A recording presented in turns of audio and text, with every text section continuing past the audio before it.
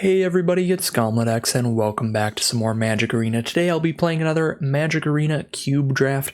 As it is a cube draft, this is a draft where we don't keep anything we draft, but it is going to be a curated list of all of the strongest cards on Arena. As you can see, a mountain of very powerful rares and mythics in our pack 1. A lot of pretty sweet gameplay in a pretty fun format. So without further ado, let's get into our pack 1. As always, tons of incredible options. We have Bone Crusher Giant, which is a removal spell and a pretty sturdy creature for its mana cost all in one, thanks to that adventure. Adeline is a pretty massive army in a can for any white aggressive deck or any deck with a lot of creatures. Brazen Borrow is really cheap interaction that also gives you a pretty efficient evasive threat. Nice 3 power flyer for only 3. It's got flash as well. Those are all really sweet, and they're mono-colored, which makes it so they can go into a wide variety of decks. Restoration Angel is really nice with all of the good enter the battlefield and leave the battlefield effects that you can find in the cube. I think these are my top 4 because they're all really powerful and mono-colored cards. They don't tie us into a super specific strategy, and I really think any of these is a pretty great start. Adeline's a little restrictive, at least a little more restrictive than Bone Crusher, costing double white there instead of just a single red. So I think I'm going to go Bone Crusher, just one of the adventure creatures there, Bone Crusher or the Fairy. But I think it could be really either one, but we're going to start off with a Bone Crusher Giant here. I'm pretty happy that's where we started, because that means we could just immediately snap up this Embercleave pick 2 and see if we get to play a very aggressive red strategy, maybe even mono red if we're lucky. That being said, there are a ton of other super powerful cards in this pack as always. I think my second favorite card in here would be probably like Renin 7. The ability to make those Tree Folk tokens is just absurd on this card. The worst case scenario, for 5 mana, you're getting an XX with reach, where X is the number of lands you control. So like 5 mana, get a 5/5 reach. Worst case scenario, that's if your opponent immediately blows up your Planeswalker. And if they did that, they had to expend some resources to do that. Either they had to attack it with a few creatures instead of attacking you, or they had to spend a removal spell on it. So Renin 7 is just nuts. That the worst case scenario was like get a big Tree Folk and divert some other resources to killing Renin 7. Fatal Push is also just really efficient removal, so that's pretty good, but we're just sticking to our first pick here, our Bone Crusher, taking that Embercleave and getting aggro. Alright, not gonna be a great pack to stay mono red because Young Pyromancer's just okay. You really need a high instant sorcery card count for this to be good, although I guess mono red aggro would have a pretty high instant sorcery count. The big flaw here that we're seeing is that we're only getting past like 1 red card per pack. That being said, if that remains the case and we keep taking the red cards, we should pretty much cut anybody on our left off of red entirely. So there is one upside to taking Pyromancer there, even though it's not the craziest pick. And I'd kind of be okay with that. I don't think there's anything off color that is mega good. I think the best card off color to go with our first 2 picks would be probably like Brutal Cathar here. It would just work pretty well in an aggressive deck as well. It's letting you put another creature on the board while removing a creature from your opponent's board. So getting blockers out of the way and adding more power to the board at the same time, always good in an aggro deck. It's definitely not Banalish Marshal. That's great in mono white, but in a Boros deck, gonna be really hard to cast that as quickly as you'd want to. All right. Here we do have some more red cards, and I actually do quite like the Bloodthirsty Adversary, a 2-mana 2/2 haste with the very nice kicker effect. If you draw this later in the game, you can dump a bunch of mana into it to cast a bunch of instants and sorceries from your graveyard for free. So Bloodthirsty Adversary, really great. Great on turn 2, great on turn 5, great on turn 7. It just scales into the late game very well, so it's quite a nice card. If I weren't just jamming mono red here, what are the best off-color cards? Jugan Defends the Temple's pretty big. Alrund's Epiphany is a really rude time warp style effect, take an extra turn. Lotus Cobra can be pretty quick mana ramp. There's some Cultivate style, Rampant Growth style, put extra lands into play spells in the format, so that could be fun for going for a more multicolored deck, but I'm just going to go with the Bloodthirsty Adversary. Here we go. This is the straight up action that we've been seeking in these first few packs. I'm going to take Experimental Frenzy here. I think it's the least replaceable card out of all the red stuff. This is a card that gives you a lot of card draw in mono red, something that you very rarely get in the color. And yeah, it's just going to keep letting you play stuff off the top of your library. So you basically just run cards out from the top of your library until you hit your second land, because you can only play one land per turn. So play a land off the top and then cast as many spells as you hit, and then as soon as you hit your second land, you're like, all right, I'm done for the turn. But it's huge. You're often casting multiple spells per turn off of this in a mono red deck, especially with a nice low curve of a bunch of 1s and 2s. So that is why I'm a little sad passing up Magda and Viashino Pyromancer, both great 2-drops in an aggressive red strategy. So I'm sad to pass them up, because this kind of deck really does want as many of those as possible, but they are a little more replaceable than Experimental Frenzy. There's just more cards like that in the cube than mono red card draw. There's just not a lot to get. And here there are no red cards, which is a little unfortunate on one hand. The plus side is that we're cutting everybody off red. We've sent one pack with red cards in it to our left now, and that is it. So now, what is our best off-color card? It's got to be something aggressive, something relatively easy to cast, so it's kind of splashable. Probably the Evangel or the Machias. Machias can get a count on your whole board. It's a little slow, but very, very big, very impactful if you have a lot of creatures, whereas Evangel does want you to have more than one white source later in the game, because you want to cast as many copies of this as possible. I guess it's probably Machias here. Not really high on any of these in the bottom row. Take Machias there. All right, really easy 1-mana 2/1 in red. It's got that extra little ability there. You could discard a card, sacrifice it to draw 2 cards if it is no longer relevant and you've dealt damage to your opponent that turn. So I'll definitely take the Pit Fighter. Could definitely go into Boros here. I mean, we're seeing Maul of the Skyclaves, Intrepid Adversary, but I really enjoy some mono red shenanigans if I can get up to it. So I'm going to try very hard to do that today. But yeah, definitely going into a Boros is a very valid, very powerful, aggressive option in this draft pod. And I think we're just going to keep taking the white cards so that we have Boros as a backup plan. Although Life of True Mizawa, probably just have been drafting Kamigawa too recently. This might not be that good in Cube, but it is very good in Kamigawa. Yeah, I'll just go for a Charming Prince. Restoration Angel. Alright, we wheeled the Restoration Angel. There was an Adeline and a Restoration Angel in this pack in white. So not too many of the white cards got taken out of this, so good sign for holding white as a backup color. Yeah, and there's an Isamaru, really aggressive creature, 1-mana 2/2. Banalish Marshal comes back. I don't really think I'm going to end up playing Rescuer Twing at all, even if I am Boros.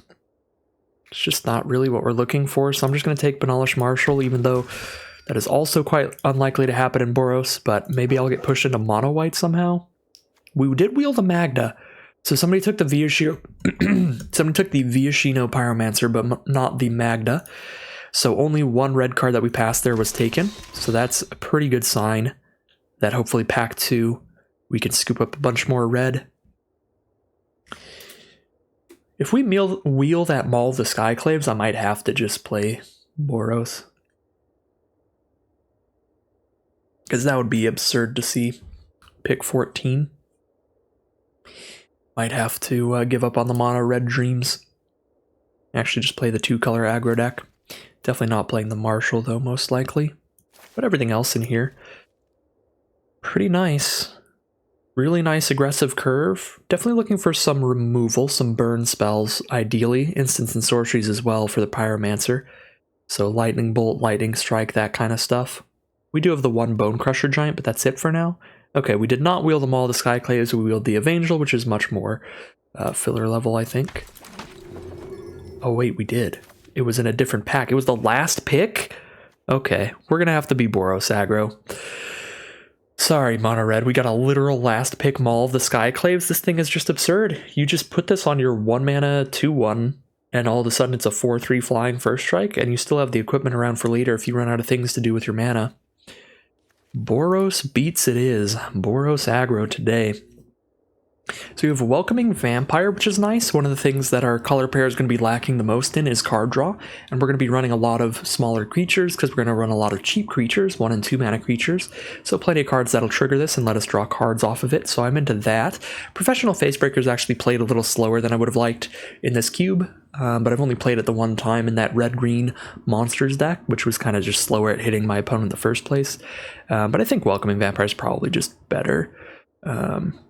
Yeah, there's like Grimlothomancer for mono red, with a lot of instant sorceries to fill your graveyard quickly. Insult Injury's kind of slow. Dragon Rage Channeler got nerfed, so it's not that great anymore.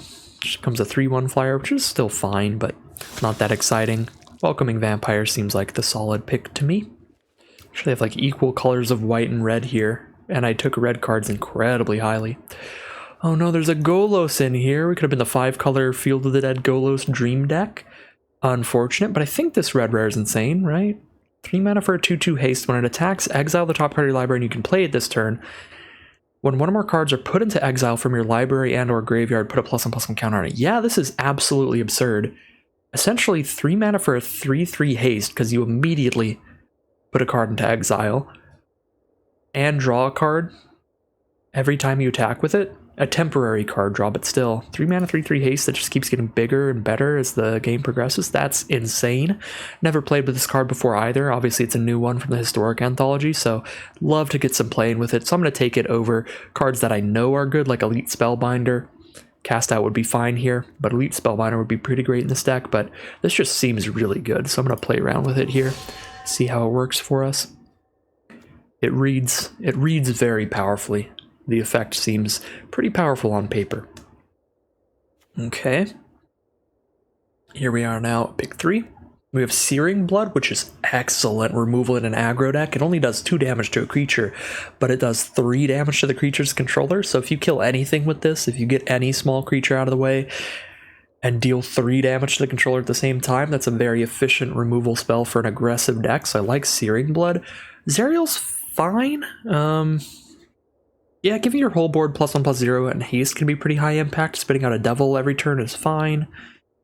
Yeah, Zerial's pretty okay. I'm not sure mono red is really the place for Zerial. Zerial kind of gets better when you have more creatures to kind of give haste.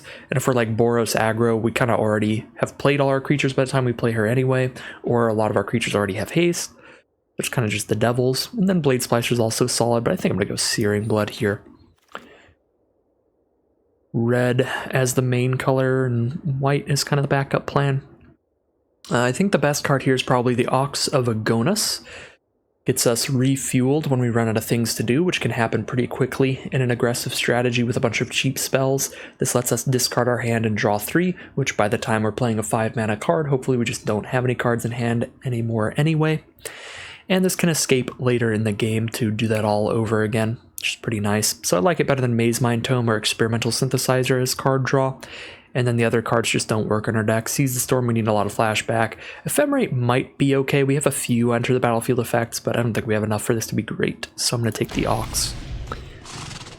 Now we've got Kumano Faces Kakazan, one of the great aggressive creatures. Basically 1 mana to deal 1 damage to your opponent, then get a +1/+1 counter on your next creature, and then get a 2/2 haste and exile everything that's dying in the future. Love me a Kumano Faces Kakazan. Touch the Spirit Realm would be fine in here, but I think Kumano Faces Kakazan is just very, very efficient, very aggressive. And if I'm being entirely honest, as much as I said that I should definitely be in Boros here, I wanted to still take red primarily and take red really highly in case something like this happens and we get the mono red card Torbran here. Being a bit of a goofball here and trying to focus in enough that we could still maybe be mono red even though we should be Boros. And it panned out for me. I got a Torbran here. I'm not sure I'm supposed to be doing the mono red thing, but I don't care. Because Torbran's in the pack, we're going for it. Okay, now we have to take a white card, because I think Dollhouse of Horrors is, I don't know, it just feels pretty slow to me. I did lose to this card for sure, but I think it's too slow for this deck. Sigil Sword of Valorant, also kind of slow, but it does keep spitting out a lot of creatures. We could take that if I'm desperate to stick to mono red, and I don't think I'll get enough playables, or I just take like a Thalia. Thalia can be pretty painful though in the wrong deck. Even in an aggressive strategy, if you have a lot of cheap burn and stuff, Thalia can still hinder you just as much as your opponent because your burn starts costing more, your removal starts costing more. Take a Spike Field Hazard here. Very nice way to run a 16 land deck and still have basically 17 lands. Ao the Dawn Sky, pretty powerful for Boros. Nice 5-drop, but I have a Torbran and I'm going to desperately stick to the Torbran Mono Red Dream. Now we have a Dragon's Rage Channeler for another 1-drop creature. I like having as many 1 mana and 2 mana plays as possible for Experimental Frenzy, so I like Dragon's Rage Channeler here. We also have an okay non-creature count. We have 7. Any non-creature lets us surveil with this. Hopefully we get some more, but I think Dragon's Rage Channeler could be good if we get some more non-creatures. Some more card types where we can actually trigger that Delirium now and then.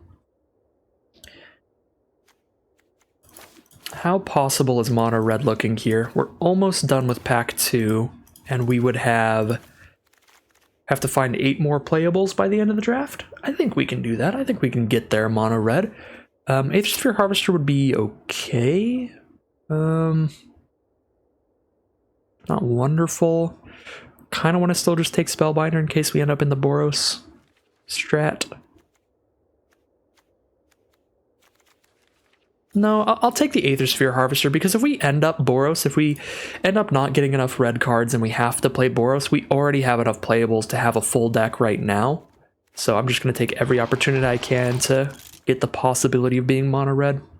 And then if the pack doesn't give me any mono red options, then I'll just take the best white option. So we have more options for the Boros deck at the end. But with Torbran now in the deck, and Searing Blood, like some cost restrictive cards, I'm gonna fight very hard to be mono red. And Light Up the Stage pick 14 is perfect. One of the big flaws of mono red is the lack of card draw. Light Up the Stage and Experimental Frenzy, kind of the only major pieces of card draw in red, period, kind of in the cube. So we've got Phoenix of Ash, which hopefully we can wheel because I don't have enough non-creature spells and burn right now, in my opinion, where I think I should take a Braid. Although I guess I do have Searing Blood, and I have Stomp from Bone Crusher Giant, and I have Spike Field Hazard potentially. For non-creature, I have some card draw like Light Up the Stage. I don't know, I feel like we've been wheeling all the like very obvious mono red options like Phoenix of Ash and Torbran kind of stuff, but not really wheeling any burn. We haven't seen any lightning bolts or lightning strikes or anything like that, so I feel like a Braid's going to vanish where Phoenix of Ash might wheel. That being said, I would be a lot sadder not having Phoenix of Ash than not having a Braid. So it would be the hard read here. If Phoenix of Ash disappears, I'm going to be very sad.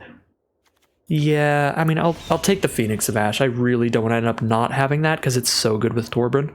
Because it just comes out on turn 3, bashes in for 2 in the sky, and then the turn after you drop your Torbran. Now you're bashing for 4 in the sky every turn. So efficient, it's such a beat stick. And now, because I am low on removal, I'll take this Mephit's Enthusiasm here. I would definitely take this over Jaxus. Chandra is a little bit of a different option because Chandra is pretty powerful here. Chandra's incredibly good with Torbran, pretty good with like Embercleave because she gets those attacking creatures out. Adds to the number of attacking creatures. Definitely good with a high instant sorcery count, which we only have a few of right now. So that's the biggest flaw with Chandra here is we don't have a lot of instant sorceries currently. But the ability to just make 2 1/1s to attack with every turn is actually pretty good in our deck. But I think I'm looking for more removal. Take the Mephit's Enthusiasm here. Alright, now we take a Rekindling Phoenix, a very resilient threat.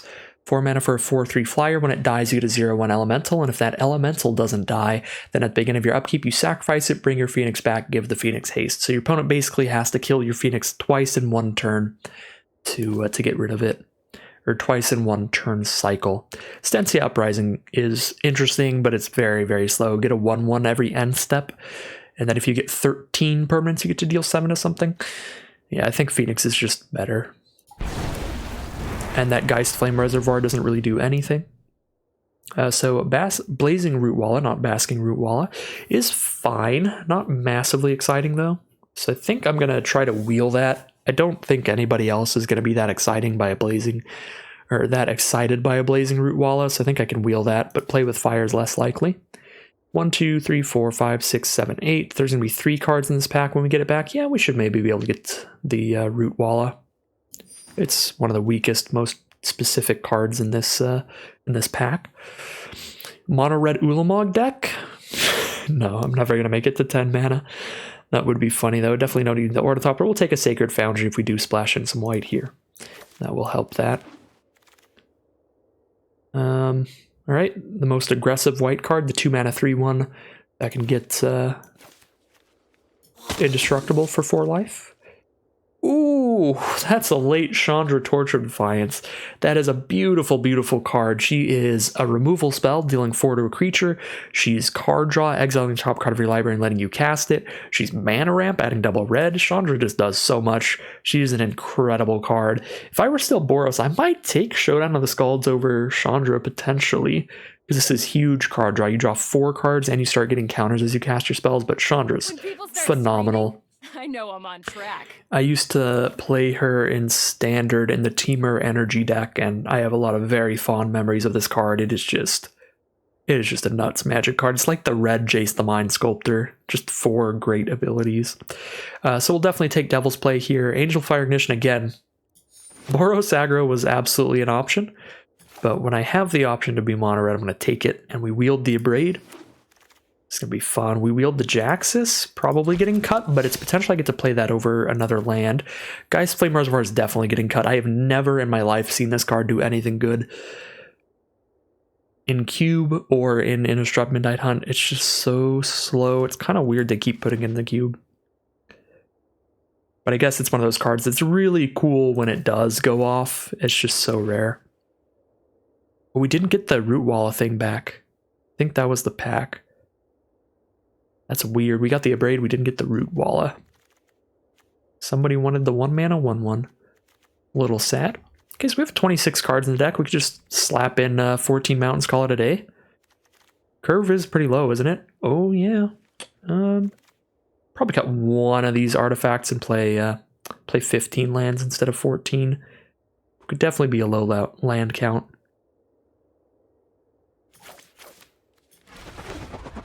Maybe we'll get one last playable wheeling in the end. That would be really cool. Yeah, Embercleave is not a 6 drops. It's more like a 3 or a 4. So the curve is actually even lower than it looks. I am pretty excited about this deck. I just love drafting mono red and cubes. Gotta do it at least once each time. Okay, we did not get any more options for the deck. Take another quick look at the sideboard here, see if there was anything we forgot about that's colorless or red in there, but I don't think there is. There's the Ornithopter of Paradise, there's the Sacred Foundry for an easy white splash. Not easy, but an easier white splash. If we do want to play like the Maul of the Skyclaves or something. And then there's Geist Flame Reservoir, which is just really slow. Yeah. No, I don't think I'm doing that. I think I'm cutting probably 2 lands. Then we have 15 lands and a Spike Field Hazard. Maybe even just cut 3 lands here. The less lands you have, the better Experimental Frenzy gets, because you're less likely to double up on the land drops. Less likely to hit 2 lands later.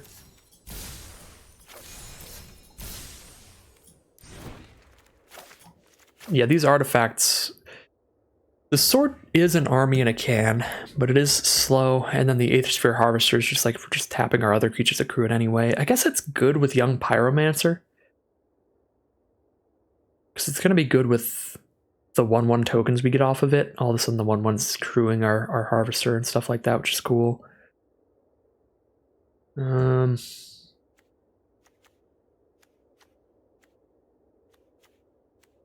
feel like this is definitely a synthesizer deck. We only have 12 creatures. We definitely don't cut any creatures. Even if like Jaxus is a little bit whack in here. Just gotta keep that creature count high. Yeah, I'm most tempted to cut one of the artifacts.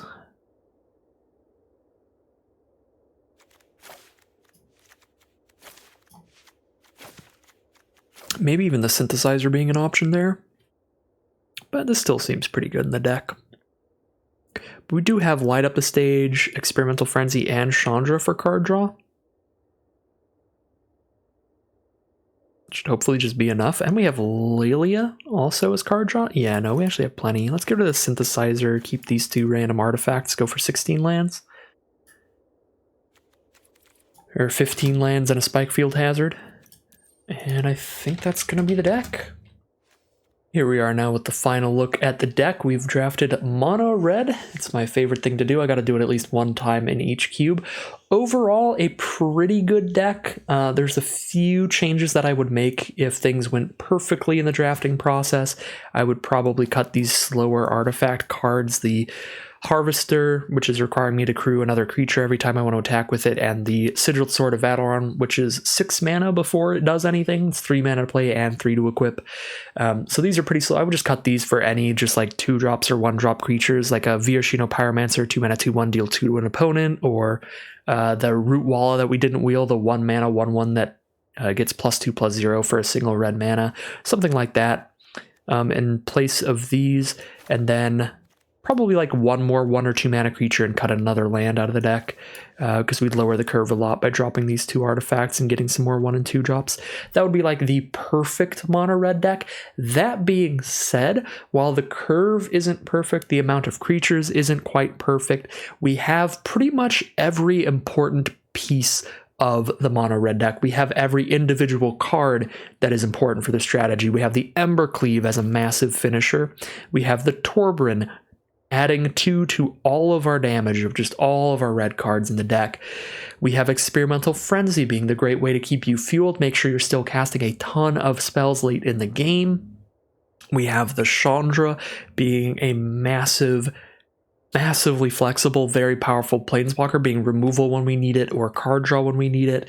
We have more late game ways to refuel with Ox of Agonas and light up the stage. We have the aggressive haste creatures like Phoenix of Ash, Lelia the Blade Reforged, Bloodthirsty Adversary, Kimono Faces Kakazan. We've got the burn like Play with Fire, Abrade, Searing Blood, Mephit's Enthusiasm, Devil's Play to make sure we're keeping creatures out of the way. Sure, we don't have exactly lightning bolts, but we've got all of the pieces necessary to get your red deck functioning, and we have most of the absolute best pieces like the Torbran, the Frenzy, the Embercleave. So I'm very excited to see how this deck does. I think this is a really nice one. It is a very aggressive strategy, so it is very, very draw dependent. We can definitely have matchups where we try our best to curve out in the early game, but we draw a little bit of an awkward hand where the plays don't line up perfectly. Maybe we don't play a 1-drop, but we do play a 2-drop, 3-drop, 4-drop, and then our opponent just wraths us. It is a little of a coin flippy kind of strategy in that way, where like if we get wrathed, we're kind of just gonna die. But if our opponent does not have a good early start, we should win almost every game against a slower strategy that's playing some tap lands in the early game, especially when we're on the play. So I'm very excited to see how this deck does as we head into the gameplay. Here we are in game 1 on the play. We don't have a 1-drop, but this is still a very keepable hand. We're going to play the Adversary on 2 and attack in with it, and if we get to 3 mana, Lelia's going to do a lot of things for us, give us a lot of card draw. Hopefully Lelia is going to hit us the lands we need to get to our Rekindling Phoenix on turn 4. Yeah, this card seems just incredibly powerful for 1v1 Magic. It's actually a pretty exciting addition to the cube. So I did hit a land here, Spikefield Hazard, but if I play it, I'm not playing Adversary this turn. Do I get greedy, or do I just play it safe and play the land into Lelia turn 3? I think I'm going to play it safe here, make sure I can Lelia next turn. And then if I keep hitting all of my lands, if I do like draw land next turn, then the worst case scenario is now I can just wait on Adversary until I have the mana to kick it, and I have an instant or sorcery engrave, because then I can just play my 3-drop and all my 4-drops instead. So that should be pretty good. Alright, we did hit the land. We're just going to drop Lelia and have a 3/3 haste here. Deal 3 to our opponent. We are against mono white aggro is what it looks like so far. Oh, there goes our Embercleave.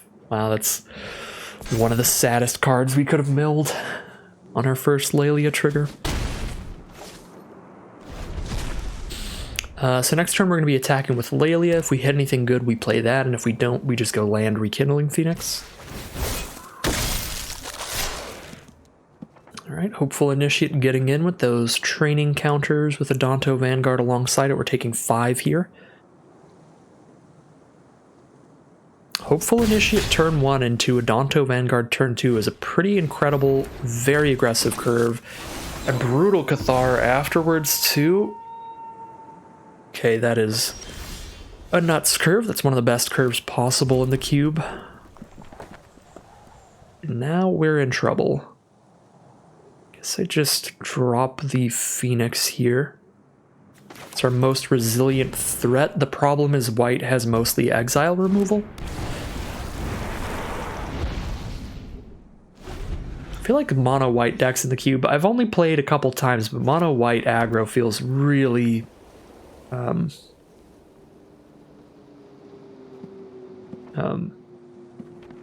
is the term I'm looking for? Oppressive. Mono white aggro feels really oppressive in this cube.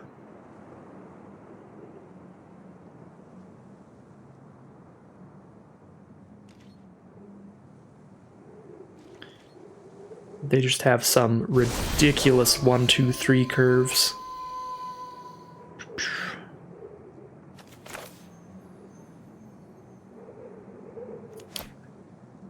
This is the Wandering Emperor. To exile the Phoenix when I try to attack with it. I'm definitely not attacking here though. Even if they don't have the Wandering Emperor, I'm not exactly gonna win that race.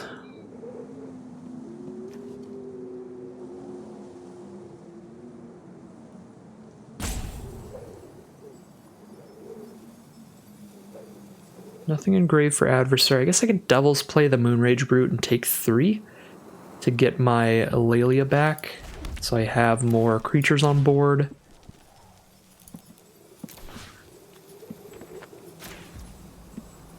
Actually, I shouldn't have played my land there, because I could maybe attack with Eulalia here if I want, but I'm probably not going to.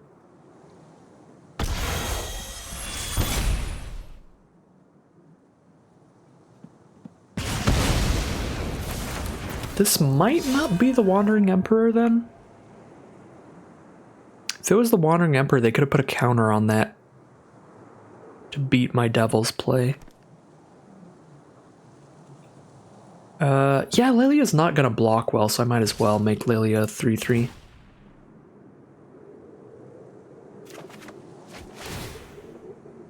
Right, goodbye, Experimental Frenzy.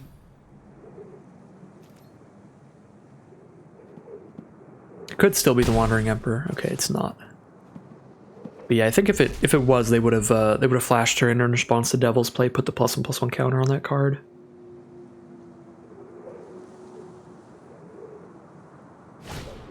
Skyclave Apparition. God, it's the exile removal is so good in this cube. They have multiple 3-mana creatures that are putting more power on the board and exiling an opposing threat. It feels like the days of mono red are over. It's mono white's time to shine.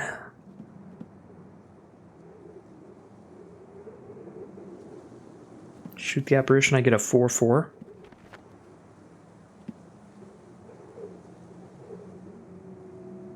Kinda have to just hold back blocks at 5 life here. Play Adversary Harvester so I can crew that and have a lifelinking blocker.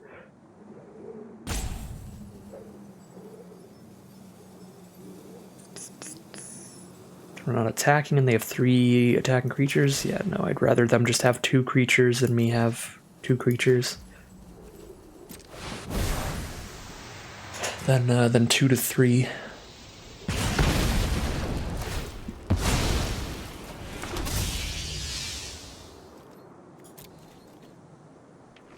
Well, Initiate can't get any bigger now because Vanguard is just a 3/1. So they don't have any good onboard attacks, but they could still have tricks in hand. If they have like a Maul of the Skyclaves or something, we're just dead. Gideon, I don't think gives evasion, so I don't think Gideon kills us right now. Gideon's a huge deal, but I don't think Gideon is lethal. Vigilance, Lifelink, or Indestructible. Yeah, none of those kill us. Indestructible is really annoying, though. So now we have to lose Lelia or take 3.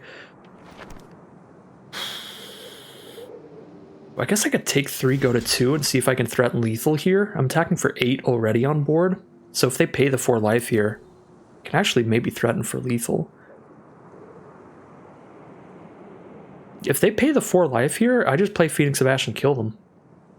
I actually have 2 hasters. Gideon's not going to block, because Gideon's not a creature during our turn.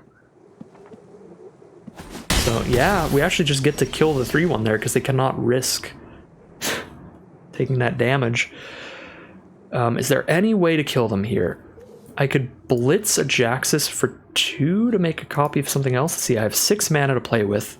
6 mana to play with. That's 3 mana for a Phoenix of Ash. So 4, 5, 6, 7, 8, 9, 10. And then 3 mana to buff it, 11, 12. It's not 14. Or I could go 4, 5, 6, 7, 8, 9, 10. And 3 more mana to play with. 2 mana to blitz Jaxus, 2 mana to create a copy of our 4/4. That's Exacxes, 10 plus 4. We kind of have to get Exacxes here. There's way too many things that can go wrong killing us at 2 life. They just need to get 1 creature through. Yeah, let's try to find Exacxes here. We go Phoenix of Ash. We blitz Jaxus. And make a copy of the 4/4.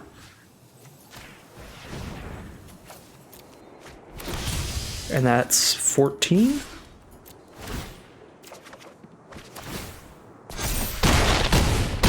Oh my god. That was an incredibly close game. I really didn't think we were going to get there.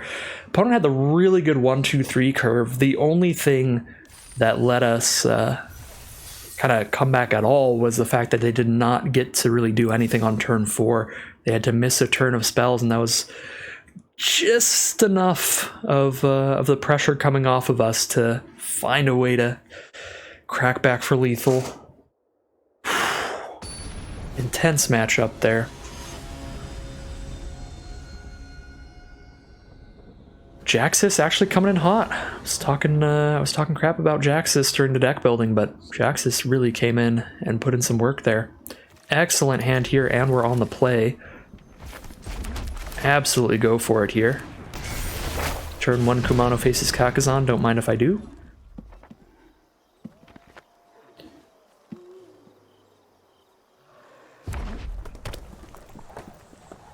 Playing against a red deck. If they have a lightning bolt or shock or something, our young pyromancer is going to die, even though it gets a +1/+1 counter here. Let's hope they don't. Oh, we're just going to pillar of flame our face. All right. Very aggro red deck here. I like the matchup. Red aggro versus red aggro. Let's go. Pillar of flame to the face is a very aggressive play, so they have to be very aggressive. Blue-red spells deck, it looks like.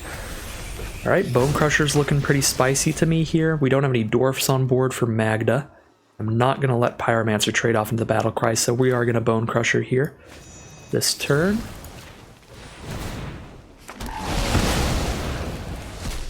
Which is really nice.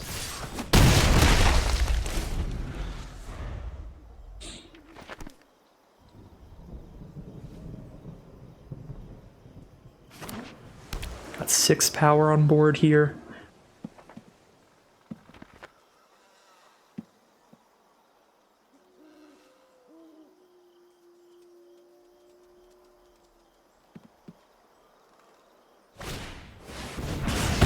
Banefire the Pyromancer, fair enough. Spikefield Hazard to be our 4th land for Frenzy to get going. Actually seems pretty good to me. Play the sword. I think I'd rather just play a 4/3 right now.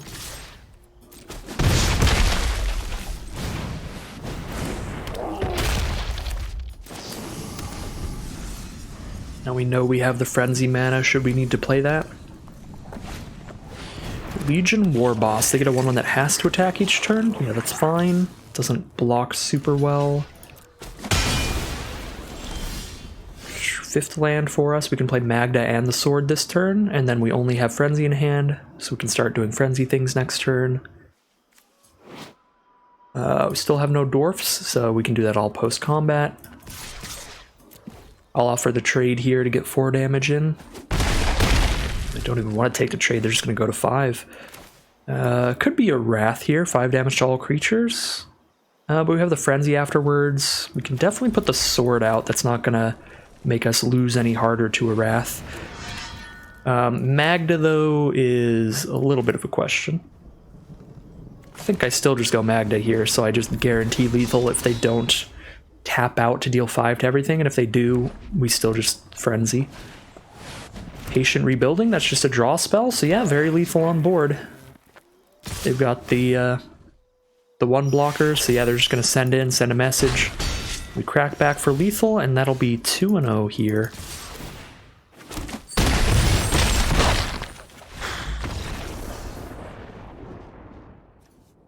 No creatures in this hand is actually really awkward and potentially even worth a mulligan. But I think I could just play with Fire Their Face and try to scry into something good.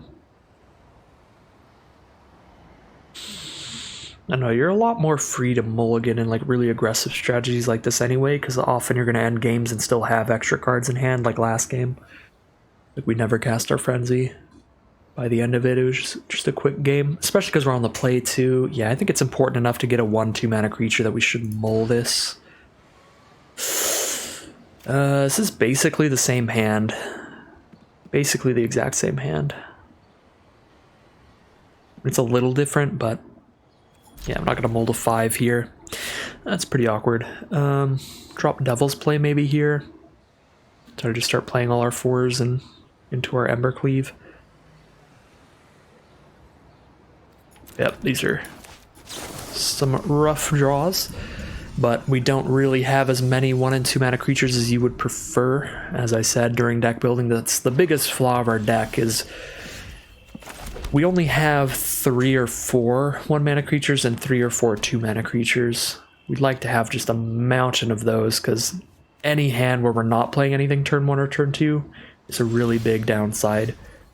And not playing anything by turn 3 is horrible for an aggressive strategy like this.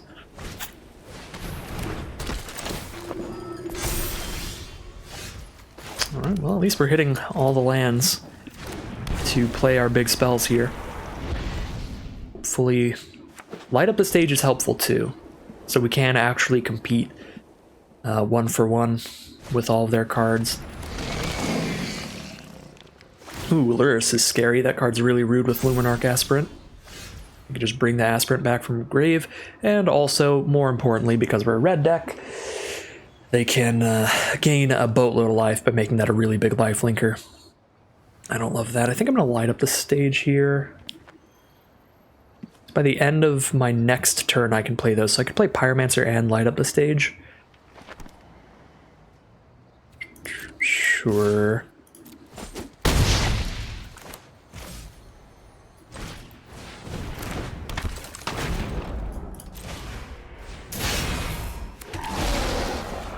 Alright, and then land for turn Dragon's Rage Channeler. Very nice hit. Very nice hits from the light up the stage. Embercleave costs double red for us if we attack with everybody.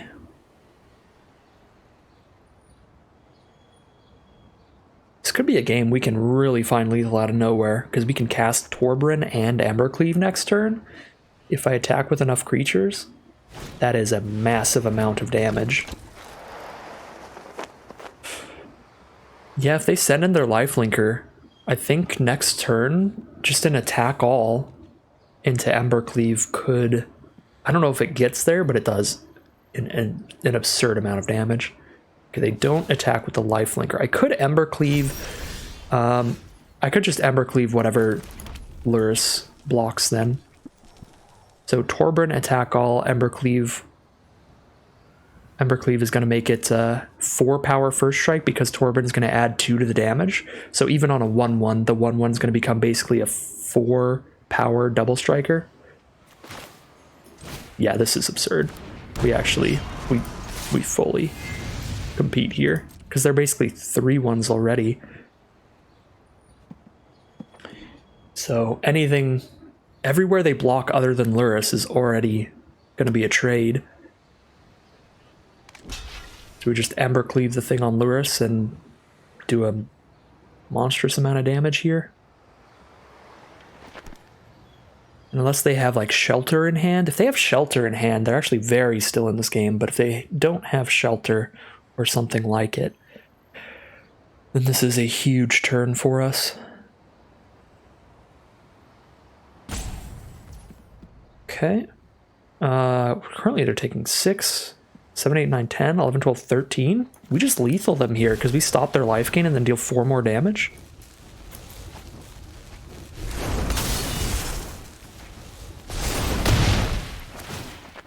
Right? That's lethal? 6, 7, 8, 9, 10, 11, 12, 13, 14, 15, 16, 17. Yeah. Good lord. Torbran Embercleave just being rude as heck. Alright, well, maybe the mono red decks are pretty oppressive as well. The aggro decks in general. Definitely an option in this format. We have already matched our record yesterday, at least. And we have quite a few losses to go before we're out of it. 3-0, heading into round 4. Alright. Love the hand. We've got an actual play on turn 2. Hazard we might actually just keep as a spell even. I guess I'll play it tapped turn 3 if I don't draw another land. So we know we hit Chandra on 4. But yeah, Embercleave, huge late game. Like the hand. Don't love the hand, but I like the hand. Opponent takes 2 mulligans, I think.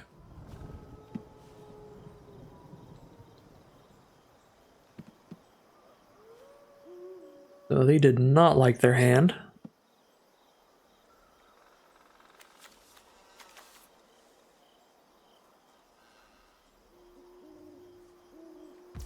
Alright, they're going to keep the 5.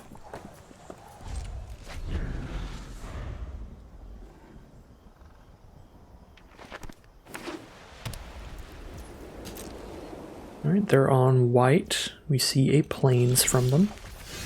We did draw our 4th land, so Spikefield Hazard is 100% just going to be a spell this game.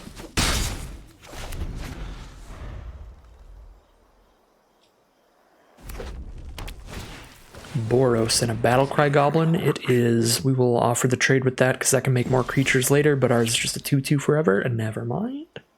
Now we just Mephits Enthusiasm it to keep hitting. Yeah, because then we'll have Chandra to kill their next creature. Our only threat is this 2/2, so we should probably do our best to keep it on board. To keep attacking. Enthusiasm was a great draw. Because also I didn't think it through, but I probably shouldn't have attacked with Adversary if I didn't draw Enthusiasm, because it's our only threat. It's our only way to get damage in. Adeline, that's going to get Chandra'd. That's going to get Chandra'd very hard, and then we have to cross our fingers and hope our opponent does not have a haste creature.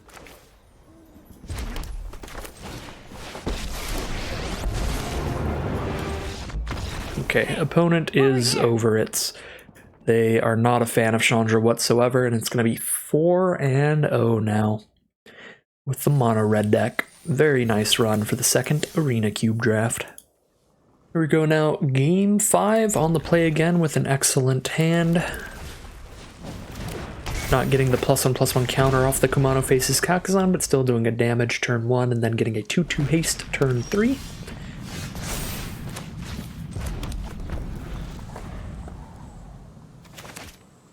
Now we have an Ox to refuel when we're out of stuff to do.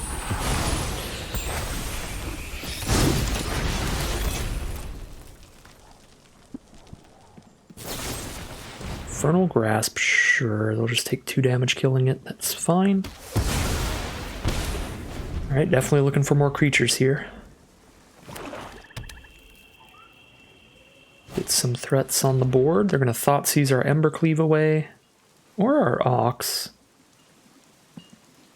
Thoughtseize our Ox, they still have to worry about when we fill a grave, though.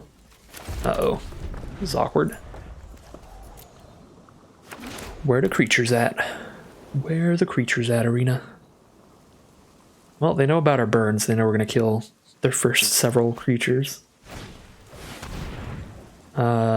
Sure. I'll keep the most damaging removal and the one they don't know about. Bully with fire is the draw. I guess that gets us to scry one. This is a pretty awkward lineup of draws here. Just all burn spells. And that is a planeswalker. That's a problem. Enthusiasm can kill it though. Under my reach, neither vampire nor human. Unfortunately, Play with Fire can't kill this vampire, so they're going to gain a bunch of life here. Play with Fire the face to scry, but don't actually think it's worth it. Because I was going to say, like, a land is fine because it gets us to Ox in the future, and a non-land is good because it'll be something we can probably cast alongside Enthusiasm. I guess I could Enthusiasm the vampire and Play with Fire the Soar and kill both. Then just play Ox next turn. Sure. Without me, we're all doomed. Going down a couple cards here, but then Ox gets us out of this. Ox gets us a fresh new hand. Edgar. Not that scared of Edgar, I just can't kill it. Because if I kill it, it's going to get them a bunch of 1/1s. Otherwise, it's just a 4/4 hanging around. I should have played the land first, but I'll probably draw another land. Doesn't really matter, yeah. But yeah, I definitely should have played the land first. That way I would have had 7 lands by next turn. Brutal Cathar. God, I hate that card. It's so annoying. It's so frustrating. Mono Red has a lot of blowout plays that'll kill you out of nowhere, but at least it doesn't get to remove one of your creatures and get another body on the board at the same time. Lelia was a really good draw here, so we could definitely use more card draw. Falconwrath Pit Fighter's the draw. Not bad at all.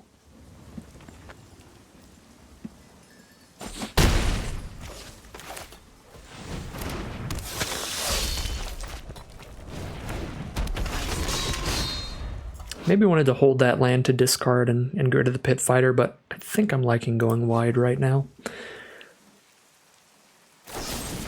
Hagra Mauling, all removal all day. There goes the Lelia. Come on in, Edgar. Welcome to my face. Young Pyromancer. Right, I mean, we're still attacking into Cathar for sure. Trade is just very good for us. Get the Ox back. I guess I should have played Pyromancer first just in case they actually did take the trade, but that would be wild to me that they would just give us the Pyromancer, or the Ox back. Ayo, the Dawn Sky. Ayo, that's probably game. But we've still got good draws available. Light Up the Stage is definitely one of them. Alright, what's coming up after this? Land Phoenix. Land Phoenix it is. I can trade into Ayo there. I still don't want to kill Edgar, so I'm going to start chumping Edgar with 1/1 elementals. So I would rather not them start getting a 1/1 lifelinking army.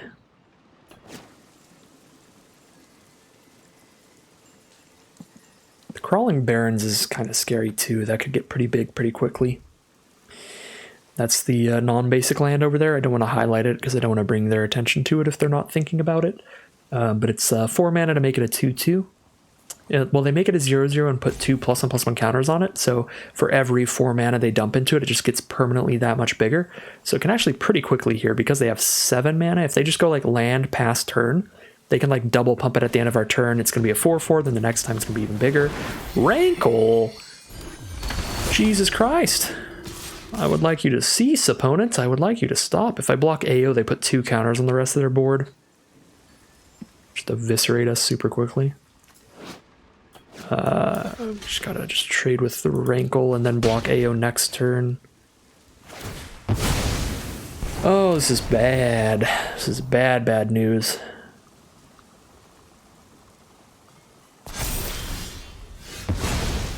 Alright, Phoenix is back. Chandra. Chandra's good news. How good of news is Chandra? Is Chandra lethal? I can play Chandra and shoot AO the Dawn Sky. Then they have 3 blockers, none of which have lifelink. They go block, block, block, take 4/5. It's not lethal. Chandra's really big though. If I plus Chandra, I'm either casting another spell or dealing 2 to them. If I shoot AO, any number of non-land permanents with mana value 4 or less from them onto the battlefield, so they get more cards. Any number of non-land permanents with mana value 4 or less. Total mana value. Okay, so just like a few cards, because total mana value 4 or less. Or they can have a 6/6, a 5/5, and a 3/3. Which I can chump.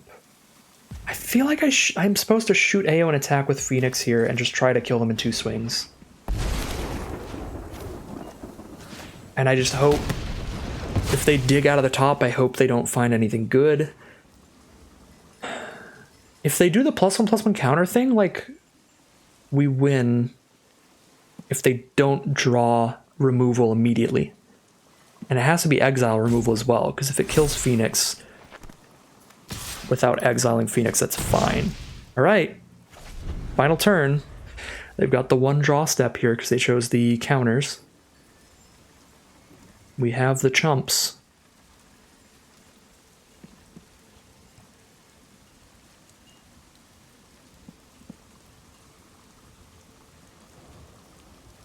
Chandra was such a good draw here. Because now, even if they exile Rekindling Phoenix, I will be sad. I will be very sad. And I won't be at a great spot to win this game. But I still have the chumpers to keep Chandra out for another turn and try to draw into another out. And Chandra will deal 2 to our opponent. So if we draw a burn spell, then even if Rekindling Phoenix gets exiled, if I draw a burn spell, I just shoot them for 2, and then I make Chandra shoot them for 2, and that's just game still. So we still have other outs. Even if Phoenix gets killed, we still have a shot. Not a big one, but Chandra was such a huge draw that there's still a non-zero chance of victory even if Phoenix gets killed.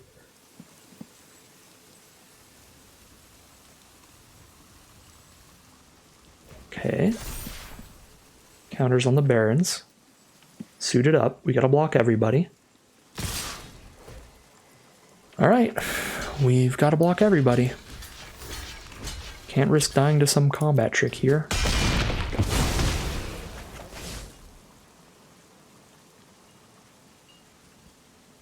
I guess if it's each player sacks a creature, that would have been really bad for us, but I don't think there's one in the cube for like 2 mana.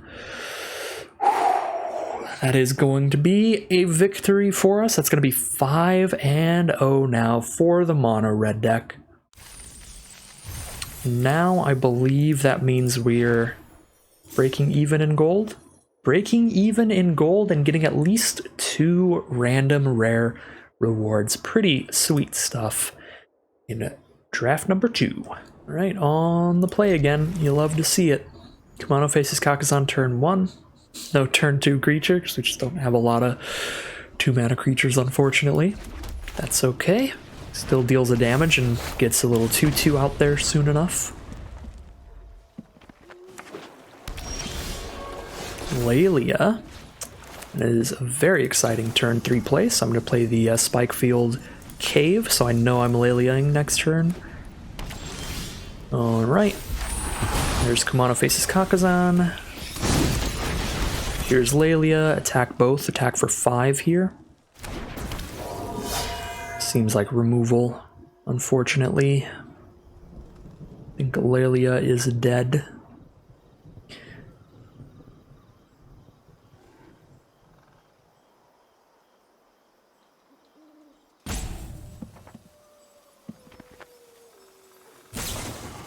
Sure is.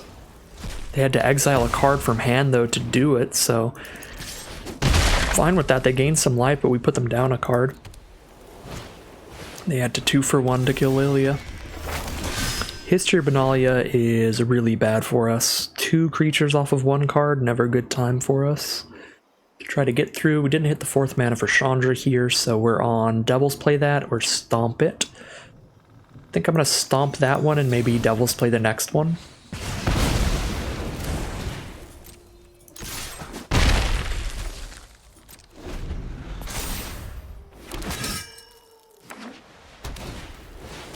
Bastion of Remembrance. So now as their creatures die, they drain us for a life, but however, that does not work when Etching of Kumano is on board, because we'll exile anything we're killing.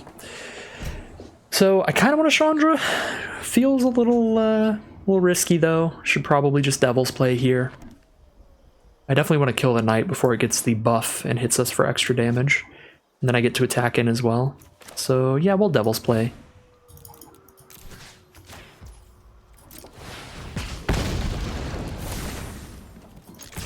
Etching of Kumano is actually just sweet in this matchup, shutting off the Bastion of Remembrance. Pretty nice, because that thing would be gaining them life and making us lose life. So them gaining life being the really important part there. Kaya, the inexorable. Chandra, do you deal damage to planeswalkers? Get out. No, you don't. Well, I have a Devil's Play in graveyard, so if they minus here and I draw a land, then we kill Kaya anyway. No! Alright, we didn't draw land, so we cannot Devil's Play Kaya. That's rough. Kaya's gonna be annoying. I guess Kaya only works on non-token creatures, so hopefully they just don't play a creature next turn. If they do, though, then when we kill it, it goes back to their hand and they get a spirit. Kaya's pretty rude. But that's okay, because Chandra is equally rude, if not more. She's not rude enough to shoot a planeswalker in the face, though. She's not that mean. Unfortunately. Just get our creatures on the board. Either of these. Hitting Kaya is pretty big. Oh dear. Murderous Rider on the Bone Crusher Giant.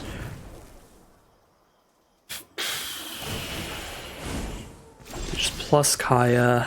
Can Searing Blood the 1/1. Could also Devil's Play the 1/1 for 1. And then hit Kaya for 2. Searing Blood does not shoot planeswalkers, does it? No. We know they don't have haste next turn, so Chandra might not be horrible. Just play Chandra and get rid of the 1/1 with her, and then we have Chandra on the board next turn to play around with.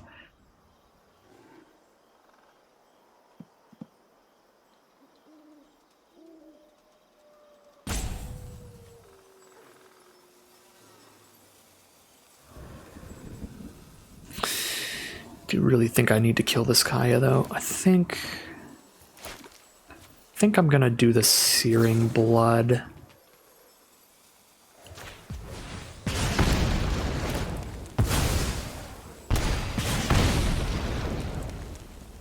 Because that's not gonna be big enough to kill the Murderous Rider anyway. Now we can hit Kaya for 2 so they can't exile something, which I think is more valuable than hitting them for 2. Now they play the Murderous Rider, make it so it would come back to their hand, which is annoying. Ghosting feels weird, right? There's Torbran. Torbran makes it so Pit Fighter trades into the Murderous Rider, but Murderous Rider going back to their hand is really bad. Kaya's incredible with Murderous Rider. We hit a land here, we would just shoot Kaya. But we didn't, so... God, I don't know what I do. Could Chandra, and then they can Murderous Rider my Chandra, I guess? Like, we can kill Kaya here if we kill this Murderous Rider, but my only way to kill the Murderous Rider is playing Chandra, which leaves her dead to Murderous Rider using Swift End next turn. Actually, no, we can't kill Kaya, because they get a 1/1 flyer as well? Wow. Shit. We're just screwed. If I Chandra and shoot Murderous Rider, they get Murderous Rider back to their hand.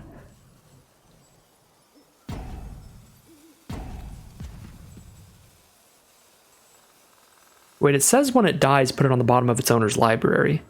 But I think the hand thing triggers first.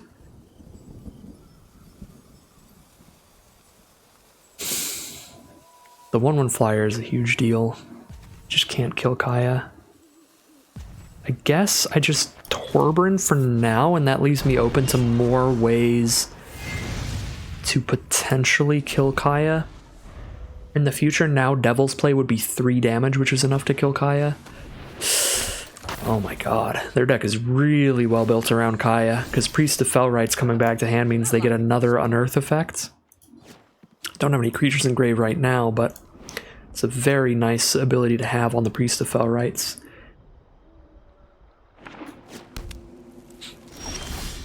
Okay, we hit the land now, but we don't need it anymore because we can just Devil's Play Kaya anyway. Devil's Play Kaya for 1 here. And pass. Probably what we're doing. Might as well play. Well, there's Mana Tithe in this cube, I think, so I will Devil's Play Kaya for 1.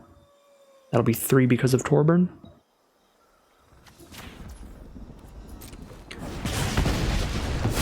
Alright. So Kaya's gone, but her spirit remains with these creatures being able to go back to their hand. No, and a sack outlet for them now. That is very uncool.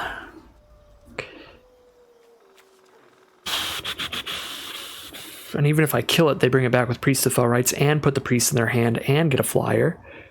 I think I'm just not trying to do anything to their board state here, and we're just gonna Chandra and have Chandra deal 4 to our opponent.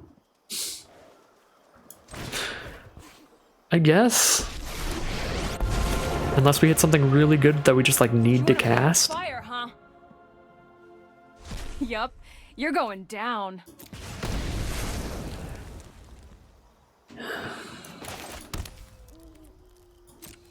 And now I can block the lifelinker and sacrifice Falconwrath Pit Fighter so that they don't gain life.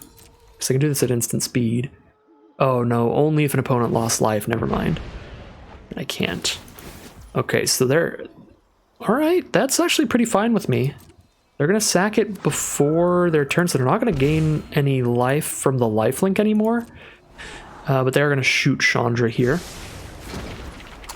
But then we don't have to worry about that again in the future. Yeah, Bastion of Remembrance is actually, it's a really big deal. Pit Fighter's never getting in through all these 1/1 flyers and stuff. Maybe I am actually sacking Pit Fighter. No, I mean I have an Ox to refuel. Just keep it on the board. I guess they do put a lifelinker back on the board, but like they don't get the lifelink attack here. Just hold it on blocks again. Yep, and they have the quadruple black required to use it and cast it.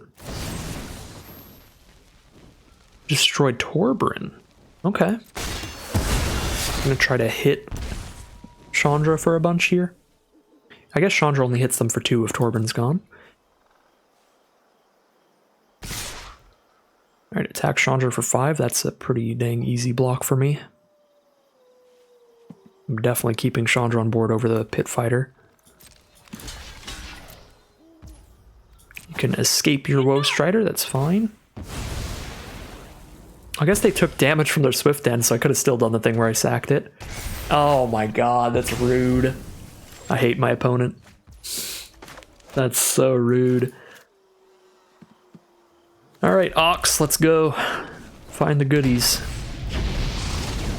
Find the way to get their Phyrexian Arena to kill them.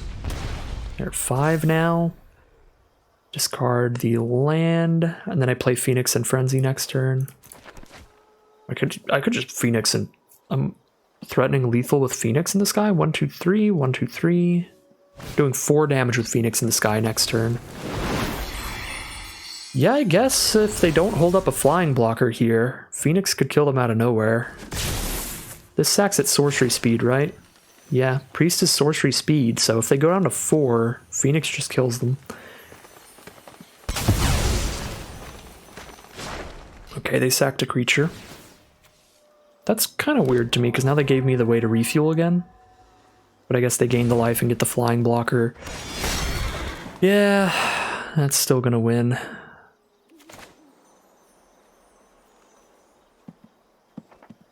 Yeah, they just locked this so far out of the game here. We don't like immediately die. We've got another turn. Now we get to draw a fresh new hand. Oh, and we get to exile anything that would be good for them to bring back. Yeah, making a sack ox was a little weird. 4, 5, 6. Yeah, we literally exile everything from the grave, so they can't get any of our stuff. They have to pick one of their own. I guess they get Kaya back anyway, so it's not a big deal.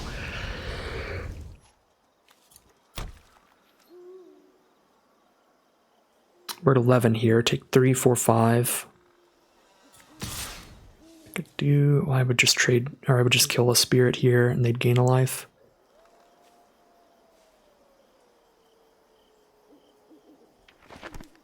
Yeah, I mean, that's all I would do on blocks anyway.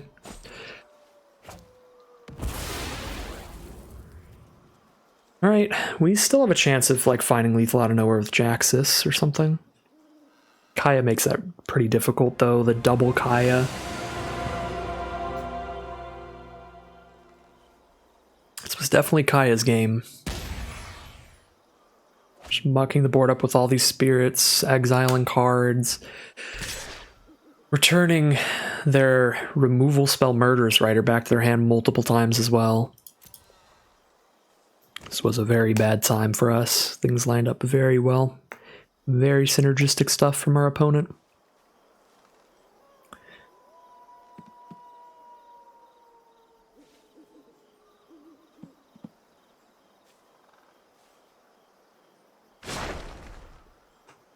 Do nothing with Rankle. And then anything else? They will exile the Phoenix. Yep. And Ophiomancer's on Arena now. I don't remember when they put this on, but that card is nuts with Bastion. And a sack outlet. How hard is it to cast Embercleave? We could attack with 2 creatures if I just haste Jaxus in. Yeah, I mean, I can cast the Embercleave. Alright, whatever.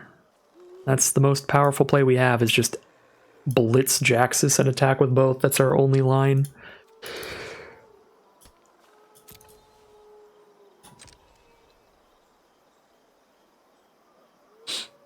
Very unlikely to find lethal, but who knows?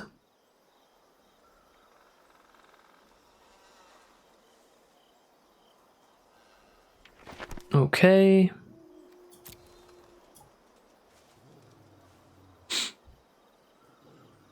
Wherever I put this, I kill everything they blocked and then hit them for 3, but then I just die. If Jaxus dies, I draw a card, though, which gives me another out if I hit another burn spell. So I think we let Jaxus die. And we Embercleave the Magda for one final draw.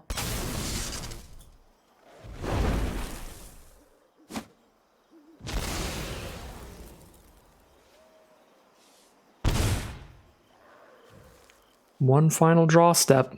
They're gonna be at a lot of life, though. Rekindling Phoenix it is. Which blocks one of the creatures. Yeah, it's not enough. 5 and 1. Some brutal stuff from Kaya that game. We are round 7 on the plate. Turn 1 Pit Fighter. No other creatures, but some good removal and the nice Sword of Valeron to bring an army out later in the game.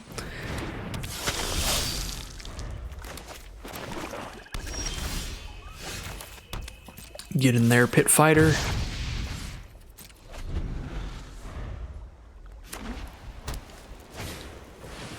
Life of Toshiro Umazawa. We were done with the nasty 3-for-1 Life of Toshiro Umazawa plays, but here it is. Taking names in the cube.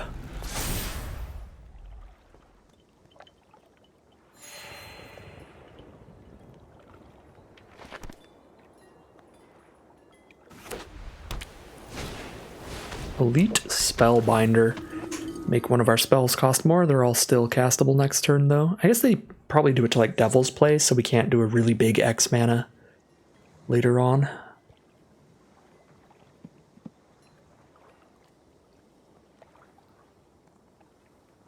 don't think it really matters what they choose.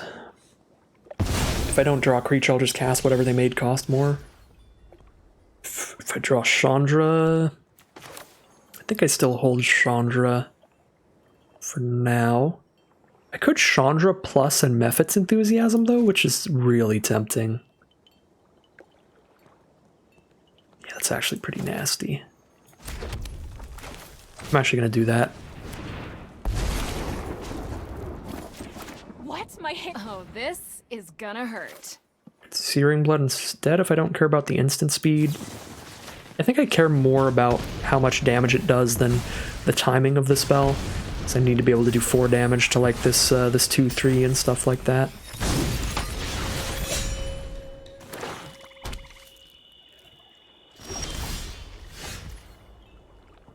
Okay, I think we're gonna Enthusiasm the memory, but let's draw a card off Chandra first.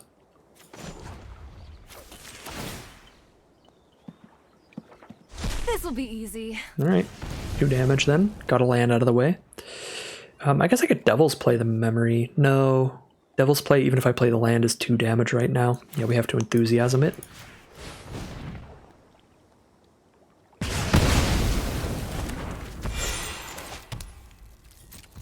Alright.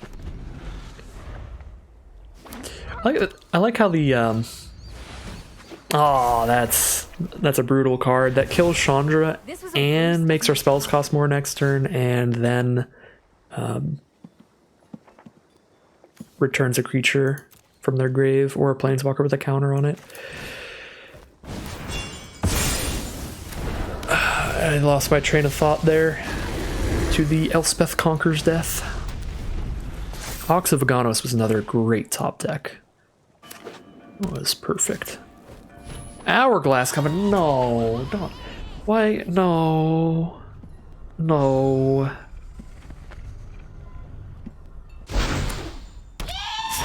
No. No. I didn't know they put that in the cube. They probably put Lysel in the cube too. They put just the obnoxious alchemy rares from Baldur's Gate. That makes me sad. That does make me pretty genuinely sad that this is in the cube.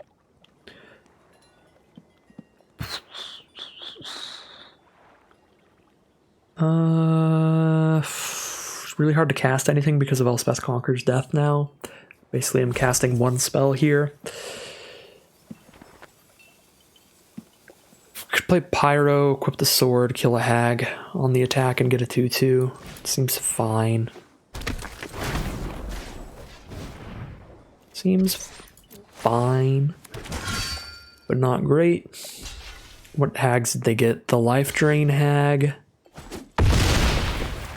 Oh, I guess the 2/2 comes out attacking anyway.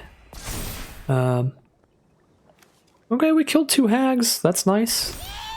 Oh my god. But the Elspeth can just bring the hag back and get 2 more? Wow, yeah, I shouldn't have attacked.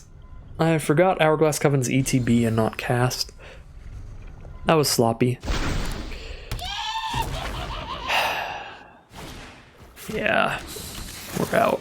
Noxious Gear Hulk now, kill a creature, gain life. Okay. I was not going to win this game even if I didn't kill the hag, but that was definitely the wrong play to attack into it. Kind of just in disbelief and depression that they put the alchemy rares in the cube. I don't have anything massively against alchemy, but I do have a lot of things against Hourglass Covenant and Lysel. Baldur's Gate. I'm just going to pretend that was Grave Titan. I'm going to pretend that they put Grave Titan on Arena, and I just lost to double Grave Titan there. Be a lot happier with that.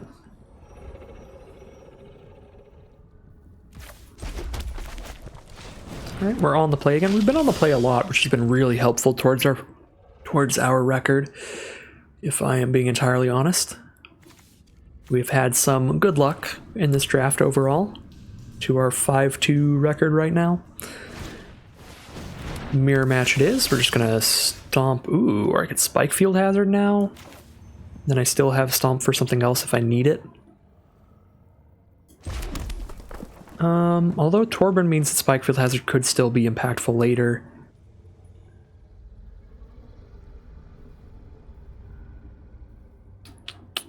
I think I'm okay to Spike Field Hazard here because I'm going to play Phoenix of Ash next turn over Bone Crusher Giant.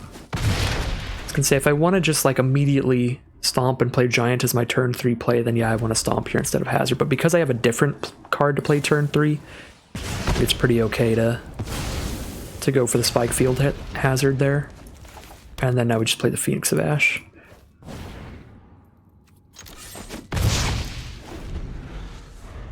And we still have the stomp for the next creature. Stomp is more likely to kill the next creature as well, because I can kill a 2 toughness thing, cannot kill a 3 toughness thing, and I can't attack into a 3 toughness thing very well either with any of these. Let's get the dwarf here so I can get treasures, because haste is relevant, so maybe we'll be kicking this later, but the treasures could matter.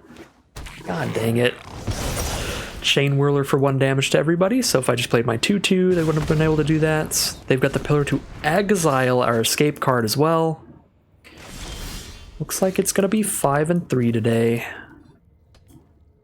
Alright, they still have the gas, they still have the perfect suite of removal for what we've got. Even if they don't, if they just have Embercleave here, we're dead. Just have another big threat. Pyromancer's a moderately sized threat. Oh wow.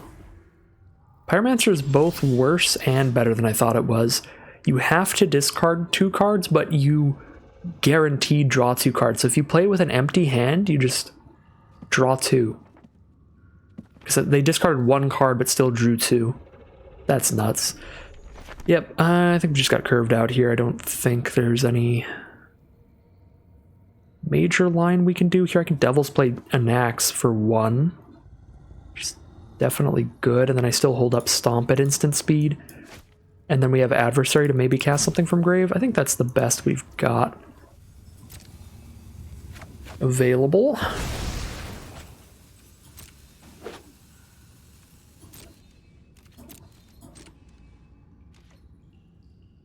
But it's not great. Our opponent has a million things on board. They've drawn multiple cards because of Pyromancer. Royal Eruption makes Torbran a 0/1, but it's still around. So we still have the extra power. Oh, actually, I could have killed Soulscar Mage in response to the Royal Eruption, so Torbran would still be a 2/4. It would just be a 2/1 until end of turn. That was very loose. I should have killed Soulscar in response there.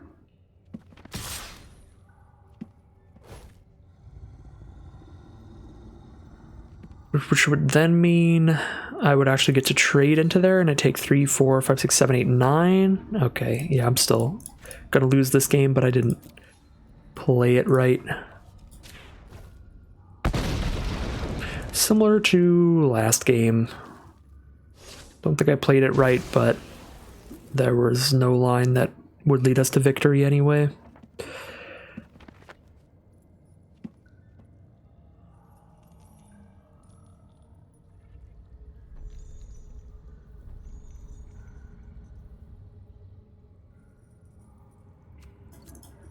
Gotta love the arena audio just refusing to do anything. I can kill 1 creature here, block another and still take 3. Play 2 creatures and block 2 and still take 3. There's no burn spell that shoots 2 things. Yeah, that's just dead. 5 and 3 it is. Moderately unhappy with that after the 5-0 start, but I think that's a good record for this deck. I think this deck does have some flaws, as I said in the deck building. The big flaws being we definitely wanted more cheap plays, more 1/2 mana creatures. As you could tell in a lot of the games where we didn't have a great start, it was because we just didn't have a lot of 1/2 mana creatures. So we're really lacking on the 1/2 drop creature front. That is the biggest flaw in the deck. Harvester and the Sigiled Sword of Valoron were both the worst cards in the deck. They were always way too slow and didn't really do anything. So cut those and 1 land for 3 1 or 2 mana creatures.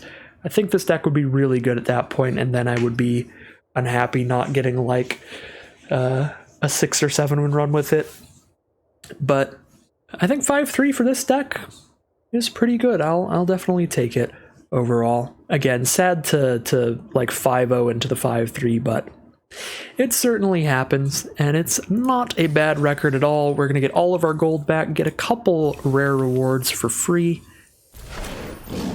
See our sweet stuff that we get today, but that is going to end today's draft. I hope you all enjoyed it as much as I enjoyed playing it, and we're going to be back with some more of these very soon, as always. If you're interested in seeing some more videos like this, make sure to like, comment, and subscribe to let the YouTube algorithm know to send you some more in your recommended feeds. But other than that, I will see you all again soon for some more Magic Arena.